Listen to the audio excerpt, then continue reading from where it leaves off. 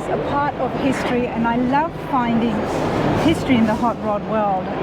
Not only is it just absolutely stunning, you walk past it, you cannot help but stop. It catches your eye.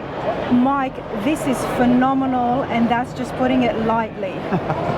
Well, thank you, Rona. You know, if you guys remember, Mike had the 55 Chevy last year. Chrome Blues, the grade 8 car. Yes, ma'am. Absolutely. Yes, grade ma'am. 8 contender in there as well. Well, not the contender, it was one of the grade 8s. Yes. Absolutely brilliant. I will put a link so you can see the other work that Mike has done. So I'm not surprised, but I'm still wowed at what you've got here with us today. Rona, we appreciate it. As you and I met last year, Rona, and it was such an honor to sit there and work with you, and we thank you for everything you've done. Myself, Mike, David, Kenny Snodgrass out of Snodgrass Restorations. As you've seen last year with Chrome Blues, our grade 8 car. Well, we're back now, and we went back to original. But Rona, what you see here today is a recreation of, in our opinion, maybe GM's most iconic car that they ever built. November 23rd, 1954. GM produced their 50 millionth car. 50 millionth. Wow. At that time, Rona, they wanted to make a very big impression. That was a huge milestone, not only in automotive history, but industrial history too, especially in 1954. The car that was a 50 millionth car was a 55 two-door sports coupe. Well, not only did they sit there and hit the 50 millionth milestone, they wanted to make such an impression on that day that they called it the Golden Carnival. A one-off color gold, a one-off special interior, all bright worked, all chrome and all stainless, was 24 karat gold plated. There is a lot of gold, and it's all real 24 karat gold. All the chrome, all the stainless, inside and outside of the car is 24 karat gold. Yes, ma'am. Okay. And it's exactly the way the car came off the assembly line in November 23rd, 1954. The actual 50 millionth car. That's the way they designed that car. Let's have a walk over here. Yes, ma'am. We're gonna see and have a look at I'm doing it. We're going to have a look at the car in full detail, but I'm so amazed about the history, so I want to share with you guys. Let me know what you think, and if you were there present, or if you have seen it on TV even afterwards, about the 50th millionth car. 50 million, GM's 50 millionth car. What, Rona, as we see here through our historical side of our display this year, this is an actual photo from GM Archives. As you see today, on that day of November 23rd, 1954, this is the actual 50 millionth GM car produced. Once again, as we spoke earlier, one-off color, one-off interior, and all the bright work on this special car that day was 24 karat gold plated. Hubcaps, side trim, all interior trim, anything that was chrome, anything that was stainless. That was a very huge day. As you see here through the photo, Rona, that we turned around, they shut the entire city of Flint down. The car was built at the assembly in Flint. 350,000 people that day lined the streets for this monumental day, this golden parade. The iconic part, the craziestness about this story today, Rona, is this was 70-some years ago, and the car's never been seen again. And this is why I'm so honored. I'm absolutely honored today, because this car right here was never seen again afterwards until here at Detroit Autorama 2024. Here it is, right in front of us. A recreation. A tribute. We have to sit there and stand flat-footed that this is a tribute, but through our historians, Rona, and all the due diligence of the hard work to sit there and to recreate such a piece of automotive iconic history, that our I's had to be dotted and our T's had to be crossed. And so we went all the way down to everything that was humanly possible to recreate this most iconic car, all the way down to the 24 karat gold. Where is this car now? 70 years ago today. The car has never been seen since it came off the parade float that day of November 23rd, 1954. Does anybody know where it is? No, ma'am. It's missing? As we stand today, we have searched for this car for 30 and 40 years to sit there and restore the actual car. Nobody yet today still knows where it is. We believe that the car has been lost in history forever, and so the only way to keep history moving is that we turned around and did our very finest that we were able to do to recreate this most beautiful piece. You and your brothers are brilliant builders. It could not have fallen onto better hands to recreate this part of Chevy history. And if anybody knows where that is, let me know, because that's just, obviously it must be sitting with a collector or so somewhere. Rhonda, we have some theories behind it there that we believe that what happened. If you could join or watch the GM 50 Millionth Facebook page, there's a tremendous amount of history. I always say it's the biggest soap opera of automobiles right now, that our historians have went above and beyond to sit there and uncover so many loose stones, to sit there and allow you to see what we just looked at on our historic display, and then looking at the recreation of that 50 millionth car. That I always tell people, go grab you a nice cold drink, sit by a warm fire, and get ready to spend 4 or 5 hours of sitting there and reading the history of this car that our historians have created, because it will be absolutely mind-boggling that you can't, once you start to read, you can't let go until you get to the end of it. Is that what helped you to mimic and replicate it exactly the way it would have been? What help did you have? It was the key part was our historians sitting there being able to uncover. The Sloan Center was so kind once we started the process of the thought process of getting ready to do this. The Sloan Center sat there since the Sloan Center's in Flint. The car was built in Flint, Michigan at that time on November 23rd, 1954. Being such an iconic car, and them knowing that the car has no longer been seen for 70 years, they were generous, kind. They blessed us by opening up the door and allowing our historians to go into the archives to sit there and be able to get the attention to detail that was needed. Once you sit there as a builder and as a team and get ready to turn around and go as far as we were getting ready to take it, we knew, Rona, that it had to be completely right to do justice to the true car.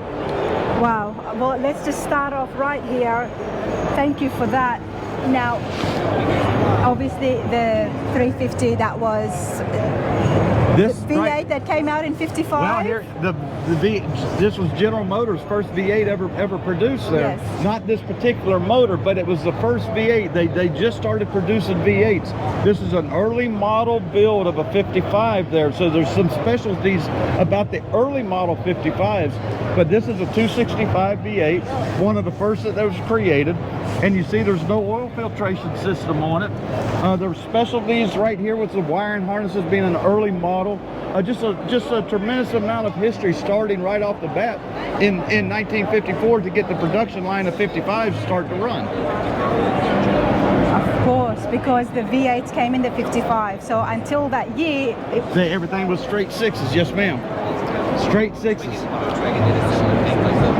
What are these? Those are your horns. You have a high tone and a low tone horn. So each car came with double horns. Wow. I love the Tri-5s. I do love the Tri-5s, and I think it's one of the cars that I've learned most about than any other car out there. And I'm fascinated to see this because this is where it all began. It really is. Here's where the love of Tri-5s started, was 55.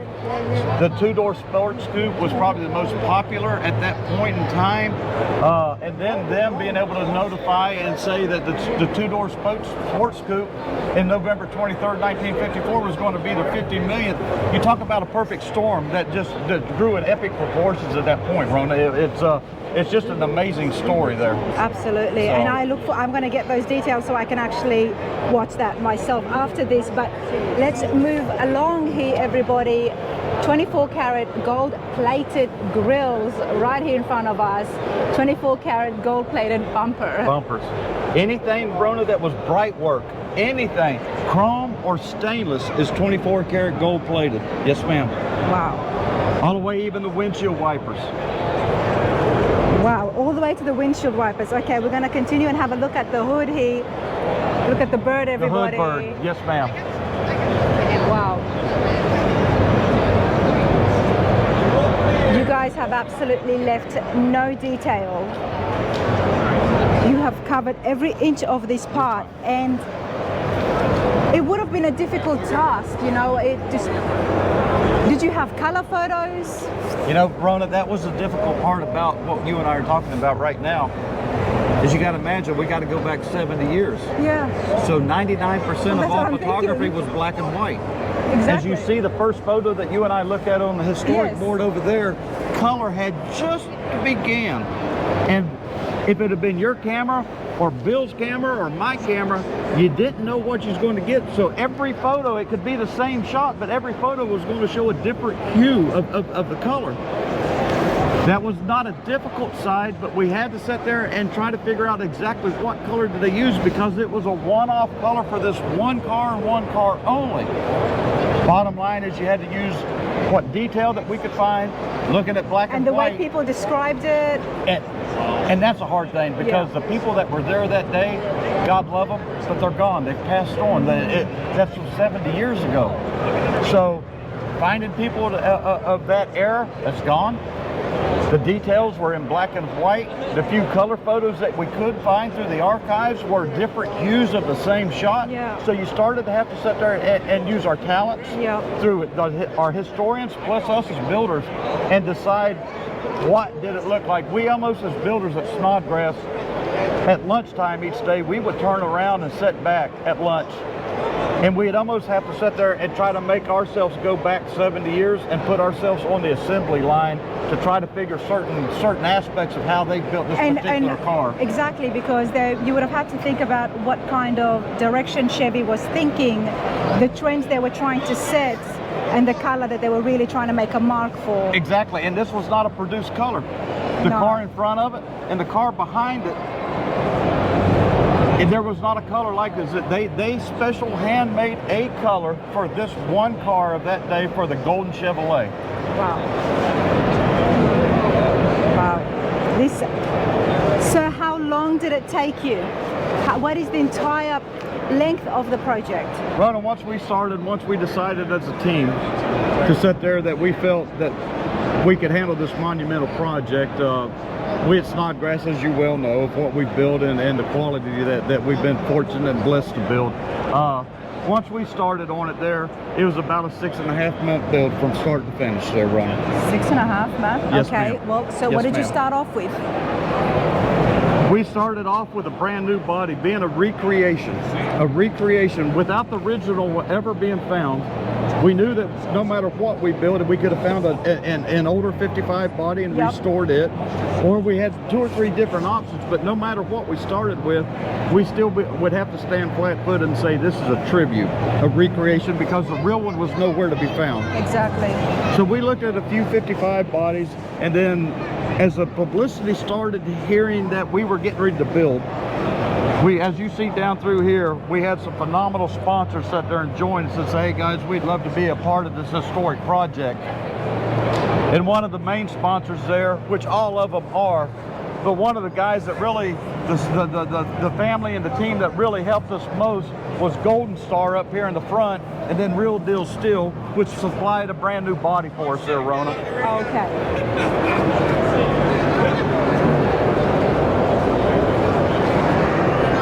I know a lot of people, Rona, will sit there and say, well, okay, it's an aftermarket body, and yes it is. I'll be the first one to admit it's an aftermarket body. But either way, if we'd have started with an original body off another car, it still would have not have been the car. Exactly. So either way, we would have to say that was a recreation. So then we played off of that and said, well, that day, the picture on the float, that car, the true 50 million car, that was a brand new body because it just came off the assembly line.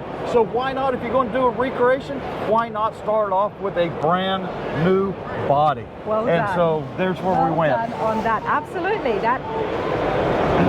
You can't say that you haven't thought of everything. You really have. This one here we had to, because, Rona, you're looking at a part of history here that, in all honesty, I believe in my heart, our team believes in our heart, that this car will be in a museum the rest of its life, and I'm talking a big museum. It has to, because without this car, Rona, that history that you've seen on that board is completely done. It will never live again. And so these youngsters, as we see through this Detroit Autorama this year, They will never know about it ever again unless we did something like this. And so now on March 4th, 2024, you imagine all the pictures that's been taken on this car, the kindness of you doing a video. History lives again, and now somebody 25, 30 years from now that has a kid or a child can sit there and say, you know, that was the gold Chevy. I seen a gold Chevy that 80, 90, 100 years ago, they actually did gold-plated car, but I seen it in 2024. So that's by why recreating, when you told me before the camera, everybody, I had goosebumps because I was like, wow. And I do love history. I'm a bit of a history nut. So to see this, and I love the Tri-5s. Now I know the 50th million golden Chevy. yes, ma'am. So let's look inside and show everybody what everybody's been stopping. So I am so privileged to be able to do this. But you know what? Before the interiors, take a look here. Snodgrass Restorations. This is just phenomenal work, everybody. Wow. Rona, if this would have been just a regular, everyday, restored 1955 sports coupe, what we would be seeing right here that you're looking at, all your frame would be black. All your under the floorboards would have been red oxide primer. All our suspension parts would have been black and silver. Once again, special build, special day, special, I'm going to do this. GM's making a point, so they said everything is gold. Everything is gold. So there's a huge difference right there. Yes, it's a 55. Yes, all this is original appearing. But it had to be painted gold. It has to be painted gold. To make that point. I'm really fascinated that, you know, maybe in 10 years, in 20 years, this video is not going anywhere. Maybe the original would be found, and I would love to have it side by side because I don't think many people would be able to tell the difference. Technology, Rona, you and I spoke about that last year with the Chrome Blues. Yeah. 70 years ago, they were using lacquer paint and it was coming down assembly lines, so gaps and cracks and high-end tolerances weren't all that important. Their importance was keep pushing them down the line, keep pushing them down the line. Obviously, of you and I knowing each other and by what you've seen us build, you know where we at Snodgrass stand, that our attention to detail and the quality and fit and finish is very, very critical to us. And your builds always have meanings. And it has meanings. You don't just do it, yeah. We try to show when we're able to show our cars to the public and to lovely ladies like you, that we hope that the passion shows more than anything, because then the quality, fit, and finish starts to sit there and say, that's what the guys are named for right there. Absolutely, absolutely, and it does. Look at this, everyone. Now the interiors. Remind me, do you guys do interiors in-house or? This one here was Rona, on the interior, we got to a point we were in a little of a bind. Okay. Once again, we talked about earlier, about 99% of the photography back in 1954 was black and white. Our historians had found about everything that they could find for us in building that roadmap for us to build. We were sitting there on the way and the build was going very well, and we got to a point where we started getting on with our historians and saying, hey guys, where's the interior? We need to be able to get the interior. It was very, very difficult to find. One of our historians went back up to Sloan in Flint, Michigan, was able to uncover, luckily the good Lord had blessed him, to uncover a particular photo that had not been seen before by him. It showed just enough of the patterns. Once again, this is a one-off. It never been reproduced again. It was never before or never after. It was just for that one car, the 50 millionth car. There's so much specialty to it, gold thread, different pleats. Everything about it was unique for that day. Steve Blades was able to turn around and find that particular photo, which then was able to go to our interior shop, which they researched a little bit more and was able to find actual NOS stock material that was used back in that era. Wow. Wow, this is, again, the work and effort, determination that has been put into this brilliant build is absolutely amazing, everybody. I hope you're enjoying this. I'm in absolute awe. This is just brilliant.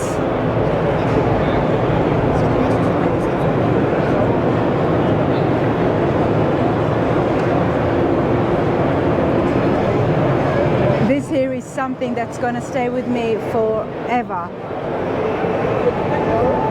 I absolutely am loving this. It's such an honor for me to see this. For me, it doesn't get better than this.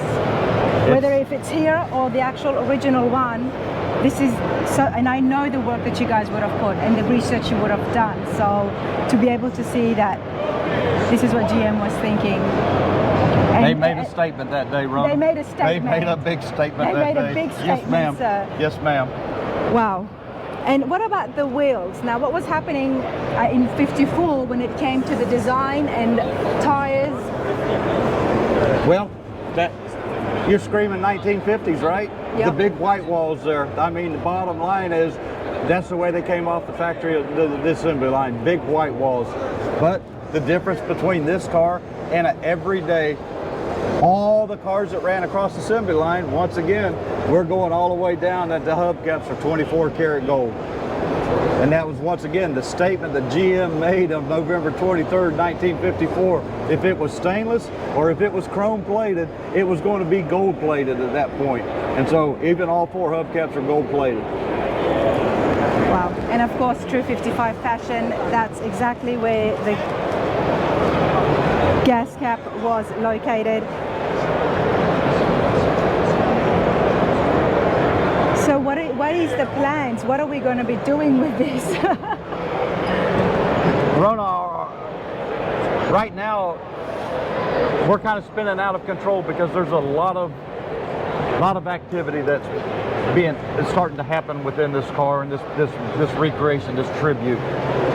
Our desires are that with the original one no longer or has not been found in 70 years, my theory is that the car is gone.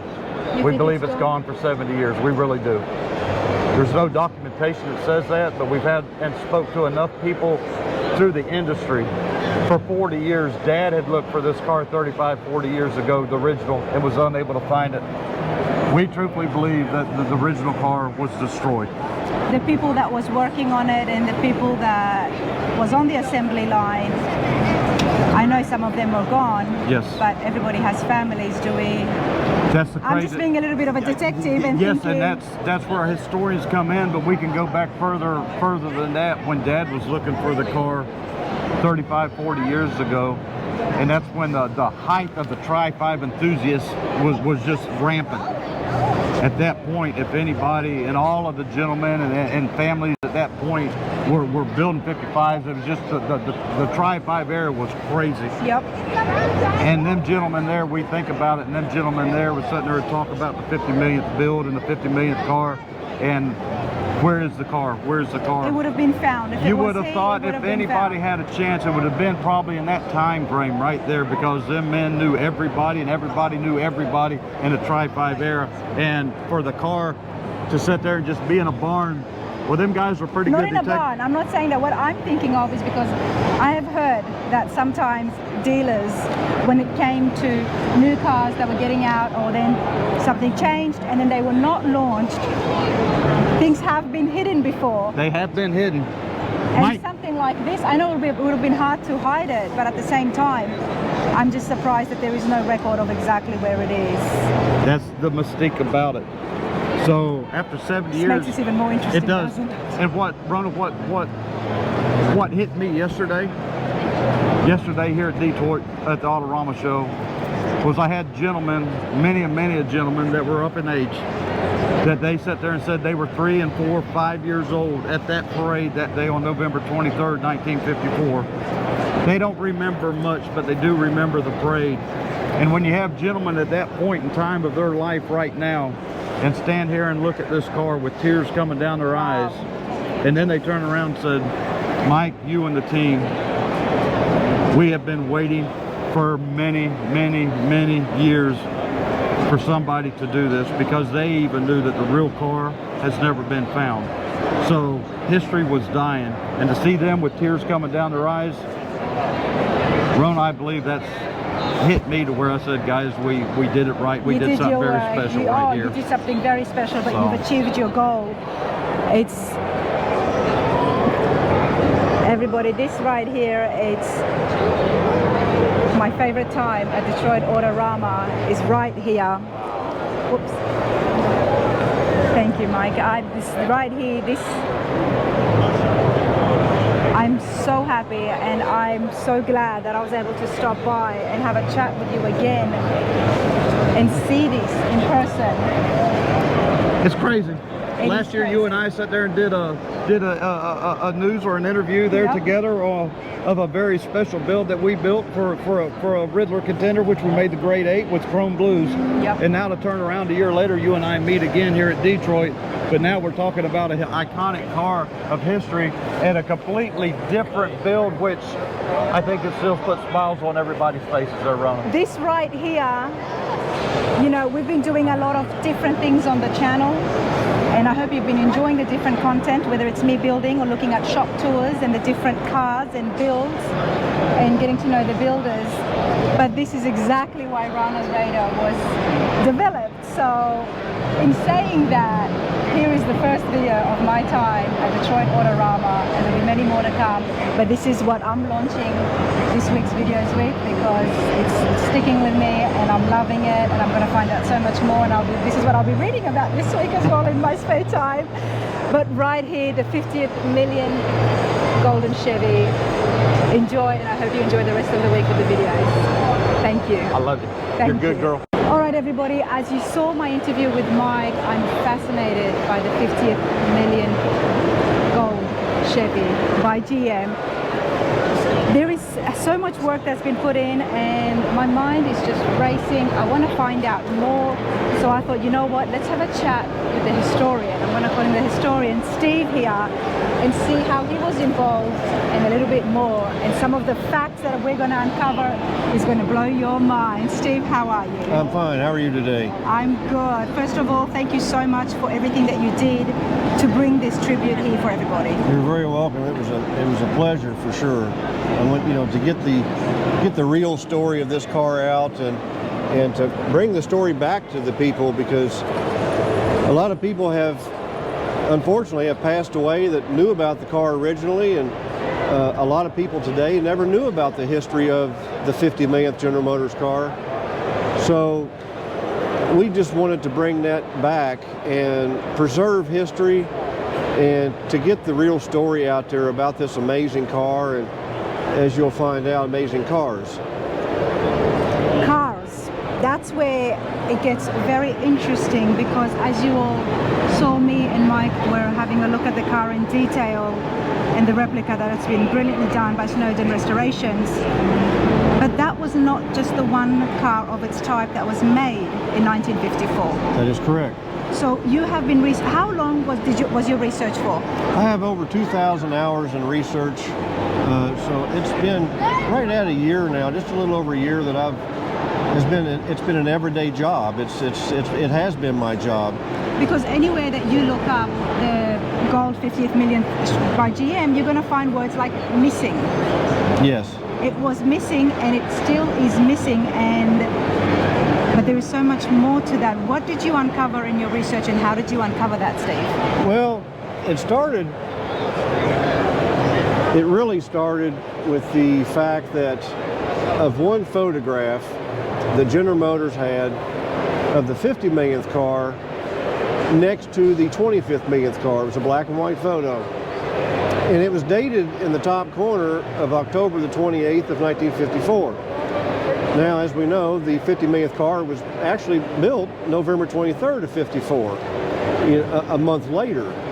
So that was a definite clue. And then we noticed another change. If you want to step over here, I'll show you. Let's see. The 1955 car that you see here, this is what was supposed to be the 50 millionth car. It's what it was represented to be. If you'll notice here, there was what we call a lower paint divider. And that lower paint divider was for a two-tone car. It separated the two colors. And we noticed also, at that point, I was studying photographs, and we went to here. To this photograph, this is the 50 millionth car on the parade float. But if you'll notice here in this back corner, there are no paint dividers. So that was another clue that there was a possibility of there being two cars. Wow, okay. So that was two cars. So we ended up finding more things out about that. There are no photographs of the interior or under the hood or in the trunk of these cars. Surprisingly enough, there weren't very many photographs published about the gold car. But through the help of General Motors and private photographers that had taken pictures that day on the assembly line, I was able to determine that the car with the paint dividers, which we call car number 1, that was built in October. So this is the car right here in this picture? That is correct. Yes, this is car number 1. And in all actuality, that car was the nicest of the cars that they did build because it had power steering, power brakes, power windows, power seat, air conditioning, etc. Now, sorry for being so clueless, but with the paint dividers, that would have been on the other side as well? That is correct. It's not going to just be on the one side? That is correct. Because that photograph of car number 2 is showing the gas door, the fuel door. The paint divider on that side as well, yes. Yeah, okay, good. So we were determined, of course, by the history of this car, that it had all of those options. And during research, I was able to find many photographs taken from a photographer that was on the assembly line on November 23rd of '54, and he was sent there to photograph the car coming down to the body drop, coming up the assembly line, and that car did not have any of those options. It had no power steering, no power seat, no air conditioning, didn't even have a radio. Which is why Mike and his brothers who've done the restoration, they have replicated exactly the 50th millionth car. We wanted to replicate that car, the real, actual 50 millionth car. Our car is, of course, a tribute. It is not the original car. The original car has been missing for 70 years. And we're not going to take away any significance from this car.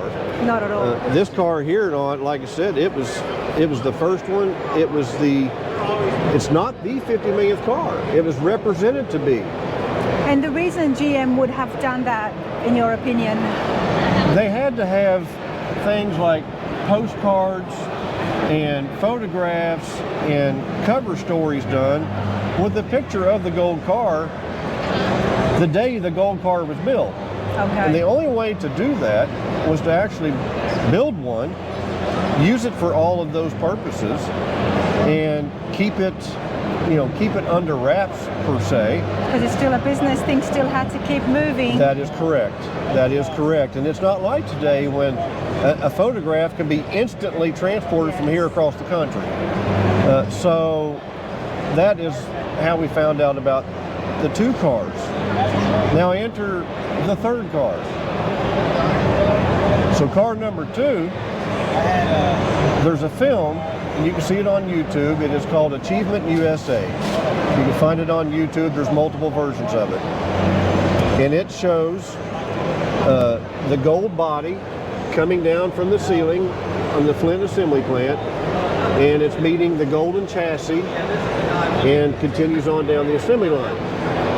That car was, everybody thinks still today that was the 50 millionth car. It was not.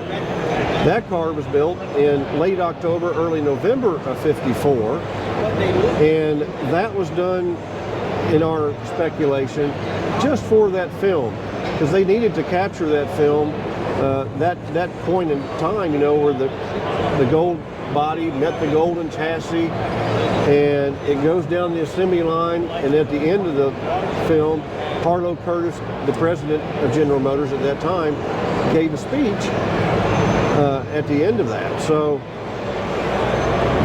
they would have just done that for filming purposes, and then we don't see it continue getting made. Because it had to be ready to be shown on television that, the day of November 23rd, and they simply couldn't do that back in those days. So I took many stills from that film And that film was taken from the passenger side of the car. Well, I have many photographs taken from the driver's side of the car as it was coming down the assembly line. So I started comparing the two, from the passenger side in the color film, from the driver's side in the black and white photos. And what I discovered were that the same workers were working on the car, but they were wearing different clothes. So and so these photographs and stills were done at the same exact time at the body drop and down the line. So first off, the workers were wearing different clothes, and we noticed also that the air cleaner, the fan blade, the pulleys of the engine were painted black in the color film, and in the black and white photos, as you can see here, this is a black and white photo of the 50 millionth car coming down the assembly line. And even in a black and white photo, you can tell that everything is the same color. Yes. You know, this is not black, this isn't black. These items are gold. So that was another revelation that, well, there might be a third car involved here. So then I received photographs of what was supposed to be the 50 millionth car with two female models inside of it. They were driving the car down a dirt road. There's another one or two that are in a driveway taken from the passenger side and the driver's side. It does have the medallion that's on the side of this car, you know, our car, on the doors. But I noticed the interior of that car, you can see the tops of the seats, and the tops of the seats are smooth. Well, in car 1, the show car, and car 3, the actual 50 millionth car, they had a pleated seats, you know, the pleated vinyl. So that told us right there, you know, that there was actually another car involved. And it wasn't just that. And GM wasn't doing that to be mysterious. I guess their goal in that was just to meet the demands of the publicity, the news. Better to do it with 3 cars than to have 1 car. Exactly, and they just didn't tell people that. They didn't tell people that. But not only that, we've still got the missing factor. Exactly. And the current whereabouts of car 2, which is on the color film, and car 3, which is the actual 50 millionth car, the current whereabouts are unknown. And I've talked with people through General Motors, and I have documentation from even back in the 70s, that far back when people were looking for the car and information on it. There is none. There is no documentation. Nobody can find any documentation at General Motors about the car. They cannot verify any VIN numbers because apparently either the VIN numbers weren't recorded or they've been lost over time, which happens, you know, when paperwork gets to be years old, it's no longer needed. And back in the day, they weren't concerned about history, they were concerned about selling cars. So a lot of things got thrown away. So that leaves us with car number 1. The car here in this picture. Yes. You said 2 and 3 are missing and nobody can attest where they are. What about this? Car number 1 is the most recognized car because it was always believed to be the actual 50 millionth car, and that's the car that when you go to a Google search and you do an internet search and you read about what people have written about the 50 millionth car up until recently, that car. Presentation, 3 p.m. in the ballroom. Again, award presentation today, 3 p.m. in the ballroom. When you exit to the lobby, go to the right, follow the video monitors. I've Award been invited to that. presentation, 3 So what p.m. time it happened? What time is it now?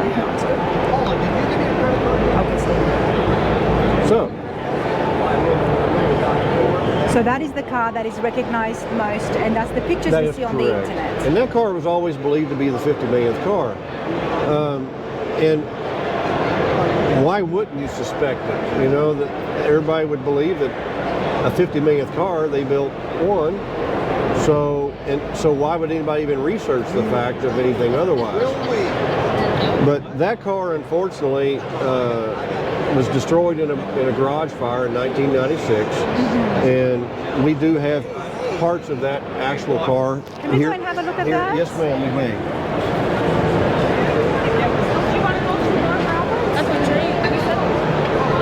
So when did it get discovered that this was not the 50th millionth car? Well, did your research uncover that? Oh yes, through the research that I've done, it. Maybe we'll go around. Oh, excuse me. Okay. So through my research, when we found out about the different cars, and only one of the 3 cars had the air conditioning, power brakes, power steering, so on and so forth, and the other 2 did not. And this is the remains of car number 1, some of it. Look at the gold. And you can still see the gold under the grill. And if you look at the headlight assembly, you can still see the gold under the char, you know, there on the headlight retaining ring. But importantly, on this section of the firewall that was cut out of that car, this is where the air conditioning box would have been mounted on the car, which is a completely different look than what a standard 1955 Chevrolet with just a heater would have. And that's how we know it's not the 50th millionth car, because the one that was made, the actual 50th millionth, Correct. Didn't have air conditioning No. in there.